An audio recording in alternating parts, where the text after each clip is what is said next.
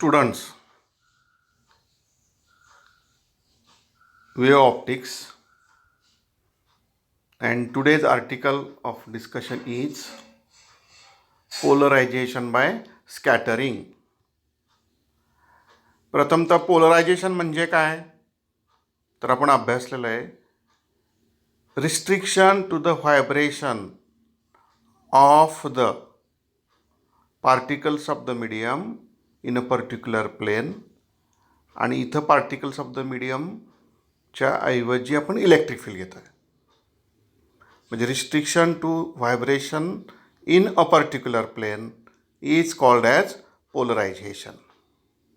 Polarisation अभ्यासताना आपण electric field आणि मॅग्नेटिक फील्ड हे म्युच्युअली परपेंडिक्युलर असतात हे अभ्यासलेलं आहे. आपण पोलरायझेशनची चर्चा करत असताना फक्त इलेक्ट्रिक फील्ड हा कंपोनंट घेतो आहे, मॅग्नेटिक फील्ड घेत नाही. पण आपण हे मॅग्नेटिक फील्ड घेऊनही एक्सप्लेन करू शकतो. Only electric vibrations are considered during polarization phenomena. मागील पिरियडला आपण ब्रूस्टर लॉच्या साह्यानं पोलरायझेशन बाय रिफ्लेक्शन कसं होतं ते अभ्यासलं आहे. ब्रूस्टर लॉ पण अभ्यासलेला आहे. आता इथं आपल्याला अभ्यासाचं आहे पोलरायझेशन बाय स्कॅटरिंग.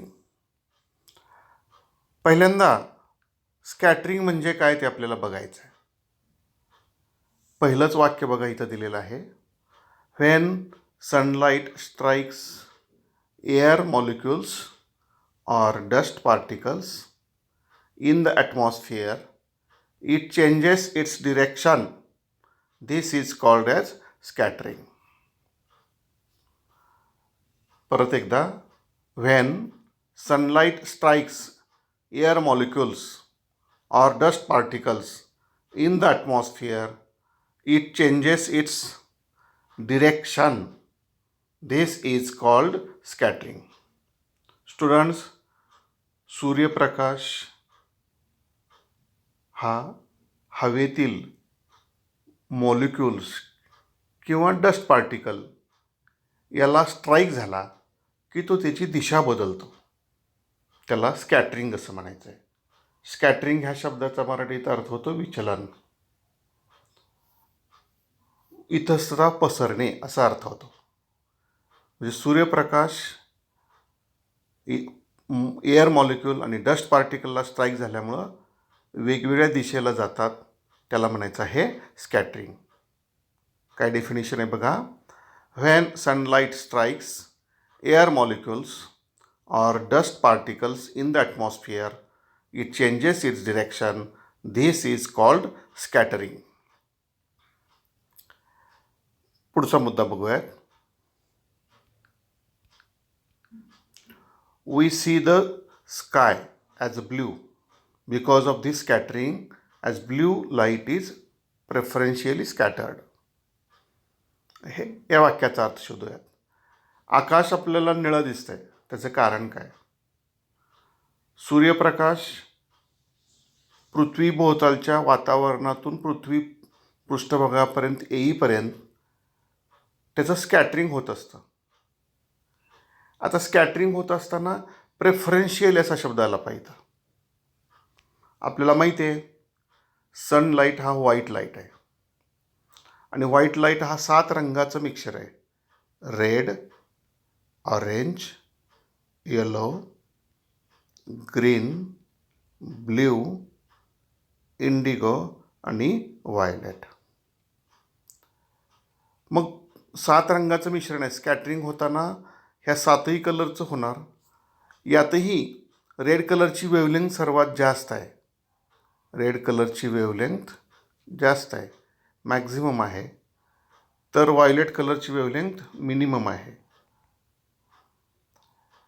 ज्याची वेवलेंथ कमी त्याचं स्कॅटरिंग जास्त असा नियम आहे. म्हणजे स्कॅटरिंग होत असताना ह्या 7 कलरपैकी कुणाचं जास्त स्कॅटरिंग होणार आहे? व्हायलेट कलरचं. त्याला जोडून आणखी एक मुद्दा असा आहे, आपला जो डोळा आहे तो ब्ल्यू कलरला जास्तीत जास्त सेन्सिटिव्ह आहे.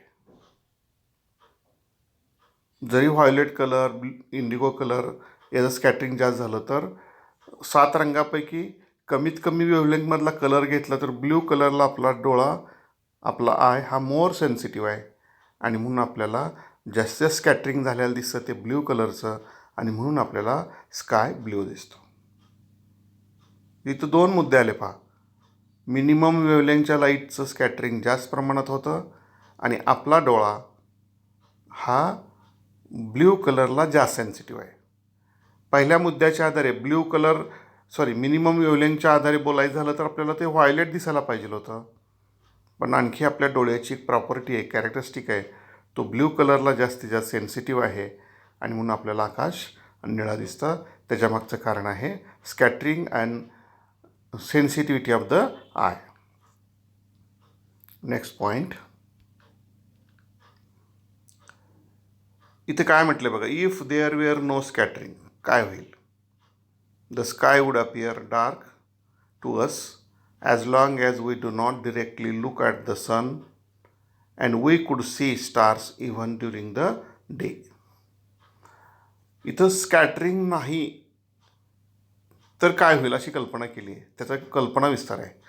समजा स्कॅटरिंग घडलंच नाही तर लाईट रेचं विचलन वितस्ता पसरणं होणार नाही आणि म्हणून आपल्याला त्यावेळेस आकाश हे काळं दिसणार आहे, स्काय हे डार्क दिसणार आहे. पण काही लाईट रे डायरेक्ट आपल्या डोळ्यापर्यंत येणार आहेत आणि त्याच्यामुळं आपण डायरेक्टली सूर्य, तारे हे दिवसाच पाहू शकतो आहे. ते काळ्या अंधारात त्यांचा प्रकाश असल्यामुळं आपल्याला ते पाहता येतात, पण पूर्ण आकाश पाहता येत नाही. हे सगळं शक्य होतं ते स्कॅटरिंगमुळं. हे स्कॅटरिंग नाही झालं नसतात तर काय हे सांगितलेलं आहे, पण तसं होत नाही आहे. स्कॅटरिंग होतं. ड्युरिंग डे टाईम आपल्याला स्कॅटरिंग पाहायला मिळतं आणि म्हणून आपल्याला पूर्ण आपल्या भोवतालचं परिसर पाहता येतो. Next point. When sunlight is scattered, सूर्यप्रकाशाचं स्कॅटरिंग झालं काय होईल? It gets partially polarized in a way similar to the reflected light. आपण हे अगोदरच्या डिस्कशनमध्ये पाहिलेलं आहे की पार्शियली पोलराइज्ड म्हणजे काय, तर जर एखादा अनपोलराइज लाईट रिफ्लेक्टिंग सरफेसवरती पडला तर त्याचं रिफ्लेक्शन होतं, रिफ्रॅक्शन होतं. त्याला आपण पार्शियल रिफ्लेक्शन आणि रिफ्रॅक्शन म्हणतो. तसं when sunlight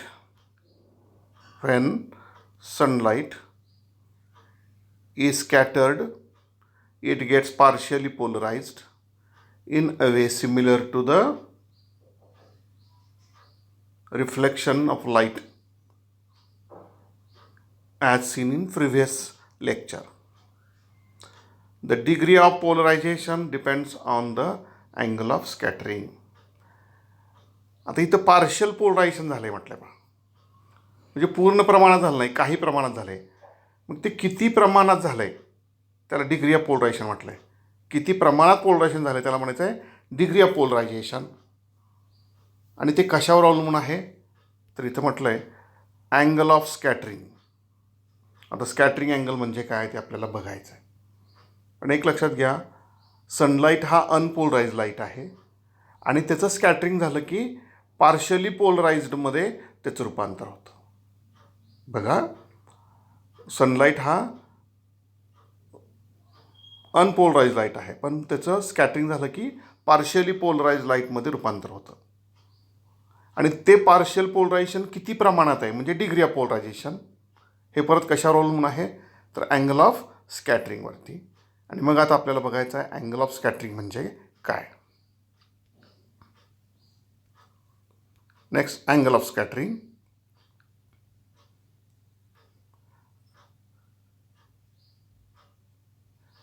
The angle between direction of the light incident on the molecule or dust particle and the direction of the scattered light is called scattering angle. बघा, हा कुणामधला angle आहे? The angle between the direction of light incident on the molecule or dust particle and the direction of the scattered light.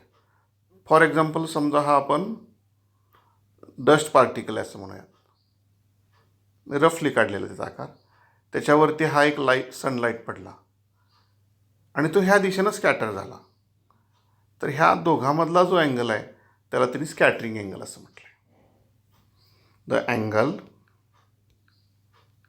The angle between the direction of the light incident on the molecule or dust particle and the direction of the scattering light is called as scattering angle. परत एकदा, the angle between the direction of the light incident on the molecule or dust particle and the direction of scattering of light is called as scattering angle. आता याच्या पुढे जाऊन काय म्हटलंय बघा, आणखी महत्त्वाचा मुद्दा आहे तो. If this angle is 90 degree, the scattered light is plane polarized. म्हणजे हा अँगल समजा 90 डिग्री आहे, तर स्कॅटर्ड लाईट जो आहे तो मात्र काय असणार आहे, प्लेन पोलराइज्ड असणार आहे. परत एकदा बघूयात काय म्हटलेलं आहे पहा. परत म्हणतोय आपण हा एक डस्ट पार्टिकल आहे, याच्यावर हा सनलाईट पडला, त्याचं हे स्कॅटरिंग झालं. ह्या दोघातला हा जो अँगल आहे तो जर 90 डिग्री असेल, 90 डिग्री असेल, म्हणजे हा स्कॅटरिंग अँगल हा 90 डिग्री असेल, तर हा जो रिफ्लेक्टेड रे आहे हा प्लेन पोलराइज्ड आहे. हा काय आहे, प्लेन पोलराइज्ड लाईट आहे. मग थोडक्यात आपण स्कॅटरिंगमध्ये सुद्धा पोलराइज्ड लाईट मिळवू शकतो, प्लेन पोलराइज्ड लाईट मिळू शकतो, पण एका विशिष्ट कंडिशनला. आणि ती कंडिशन म्हणजे स्कॅटर्ड लाईटमध्ये त्याचा अँगल ऑफ स्कॅटरिंग हा किती असला पाहिजे, 90 डिग्री असला पाहिजे. Thus the scattered light reaching to us from different direction in the sky is polarize to different degrees. आता आपल्यापर्यंत पोहोचणाऱ्या लाईटनी प्रत्येक वेळेस 90 डिग्री अँगल केला असेल असं नाही. आपल्यापर्यंत पोहोचलेला जो लाईट आहे त्या लाईटमध्ये जो स्कॅटरिंग अँगल आहे तो वेगवेगळा आहे, म्हणून त्याचं पोलरायझेशनचं प्रमाण हे वेगवेगळं आहे आणि मग वेगवेगळ्या प्रमाणात पोलराइज झालेला लाईट आपल्यापर्यंत पोहोचतो. अशा प्रकारे स्कॅटरिंगच्या माध्यमातूनही पोलरायझेशन होतं. स्टुडंट्स, आत्तापर्यंत आपण वेव्ह ऑप्टिक्स या चॅप्टरमधला बराचसा भाग पूर्ण केला. त्याची फक्त मी एकदा आठवण करून देतो कोणकोणता भाग. पहिल्यांदा आपण वेव्ह नेचर अभ्यासलं 7.1.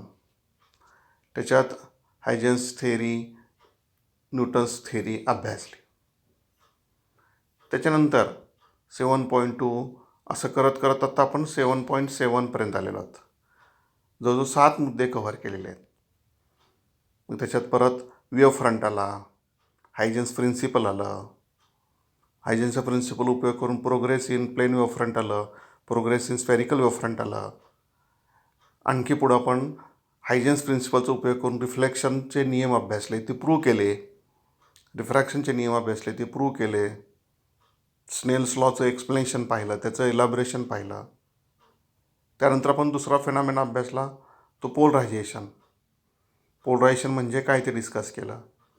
मग पोलरायझेशन प्रोड्यूस करण्यासाठी ब्रूस्टर्स लॉ म्हणजे रिफ्लेक्शन कसं उपयोगात येतं, स्कॅटरिंग कशा उपयोगात येतं हे अभ्यासलं.